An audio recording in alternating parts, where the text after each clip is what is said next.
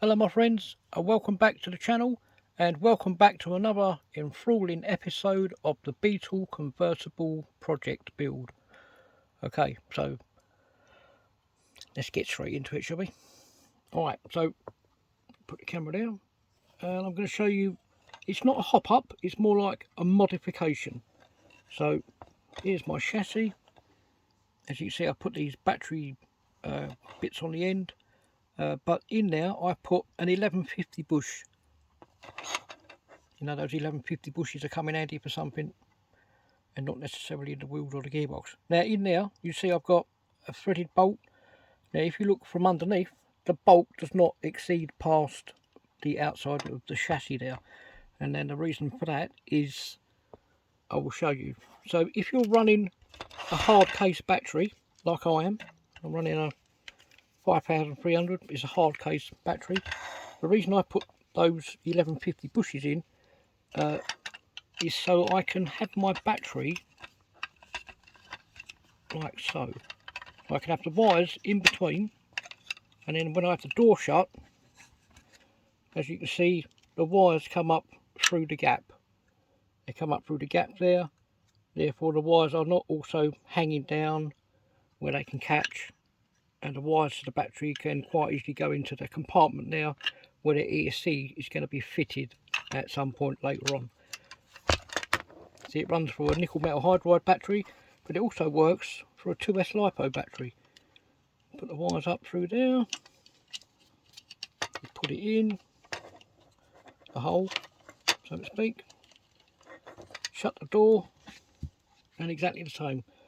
Your wires are on the inside, therefore your battery wire can still reach your ESC, which is what we want. We want the wires to come up and along underneath, because once you have the chassis, the body on top there, and then the interior, you don't really want the wires to be seen. Don't want the wires hanging down the outside and then having to work their way round, rather than just have them like that. So that is one modification that I would recommend doing if you're running a hard case battery like I have. Now to do each one of these bolts, there's 4 of them. Got 1, 2 and 2 on the other side, 3, 4. They are about a 15 minutes of pissing around trying to get a bolt in with some washers and bits and bobs. So I will explain to you what I've done to put those in, and I'll show you with this description one. So I've used a 35mm threaded machine bolt on the outside. So the bolt that's supposed to go in there is supposed to be 4mm round, 10mm in length. Now you wouldn't worry about these if you were running a smaller case battery, but because I'm using these 1150 bushes, I've had to come up with a concoction of how to get those on and still make the gap big enough to get my battery in, either battery. So what I've done is I've come up with this solution: 35mm bolt, M3 washer on the outside, which is what you've got there. Now that bit of red cap is an aerial cap. Aerial cap, cut it to 5mm, 2 lengths of 5mm. And what happens is you put the aerial cap through the hole in this battery cover, this part here, and it covers the hole between this thickness, which is about 1 mil, 2 mil, goes through the bush, through the tapered part. As you see there, it's tapered. And then you need, on the inside, you need an 8mm piece of rubber tube, followed by, and this is where it gets a bit tricky, I've got a ball end. It's like one of those balls that would go in a suspension top in an eyelet. That goes through, and then the nut goes on the inside. If you can just see there, let me show you.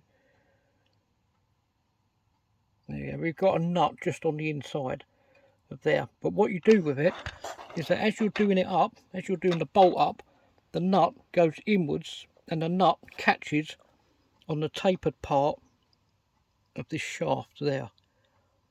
Now just as you do it up, the nut goes inwards, and you're just tightening that up, and that is just to hold that on the side. So it's a little bit of trial and error. If you use a 20mm bolt to go in there, you can't get the nut.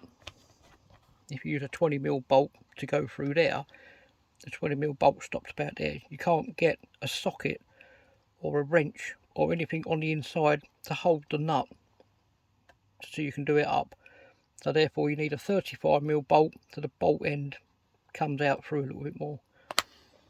Trial and error really with that, but it's a simple mod to do, and not only that, it makes it easier for you to get a wider hard case battery in the compartment down there. Okay, next mod up. I haven't really done a mod, it's a modification.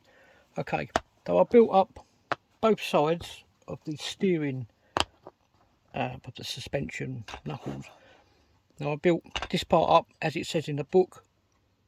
Apart from this shaft, this is supposed to have two separate sections. If you were building up the brat, you would have like the lower section would be like anodized blue with a little nut thing on top. I'll show you here in the book. You would be using this part, which is anodized blue. You'd be using this 12mm bit of threaded, bit of threaded bar, and then this aluminium part will go on top, exactly as it shows you there in the book. That is how you would build it, and you would put it on the front. So that part you cut off the parts tree, and it goes in between the ridges, as it does shows you here in the picture. It goes in between the top ridge there and the top ridge there. Well, I did mine differently. I used a 25mm machine thread bolt.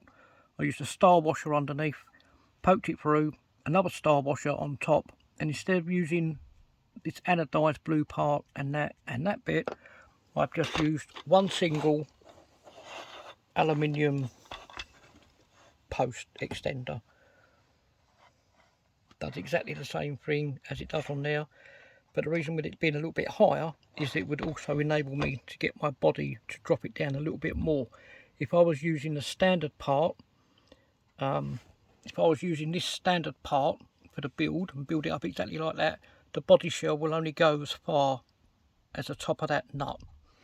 Whereas with this one, I want to drop the body down a little bit more, and I want to have the body or the nose down to at least about the third hole on there. So that's only another modification that I've done to this particular build, because I want to lower the body down even more. And obviously the body, once it sits straight on there, once you build up your chassis parts and whatever, your chassis is going to sit roughly straight. This part will be dead straight, this will come up in the air. And with these ones, I built these up as standard. Put the camera there and I'll show you what I mean by standard. For this one, once this goes on and it goes through the two black arms that go through, what I'll need to do, I'll need to get my protractor out, and I will need to set this to 25 degrees forward. That way, when I put the steering upright in, which is going to be the CW01 mod, which I've already done on my Subaru Brat. If you want to see the full details for that, you can go back through the archives of my other previous videos, and you can look on there for the Subaru Brat. But I'm going to show you this mod as I go along. So this is already set at 25 degrees backwards. I will then bolt these together, and then I will need to set this to 25 degrees forwards, so that would just need to be rotated. Then I can put the CW01 steering upright in. Therefore, when that goes in, the back of the knuckle here is dead level with the ball connector on the steering servo for the servo saver. So I haven't really gone any much further than those parts there. So we've got the two hard case life batteries to go into the battery part there. Next time I come back to this one, I should have the arms, the top and lower, upper and lower arms, they should be bolted into there.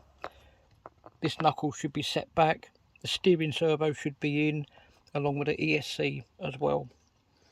And then when I come back, I'll bolt on the CW01 steering uprights, and I'll show you that modification as I go along. Okay, that's going to be it for today. Thank you all ever so much for joining me, and I'll see you all soon in the next video. Whatever you're doing, make sure you have a lot of fun doing it. Thanks for watching, everyone. I'll see you all soon. Cheers for now.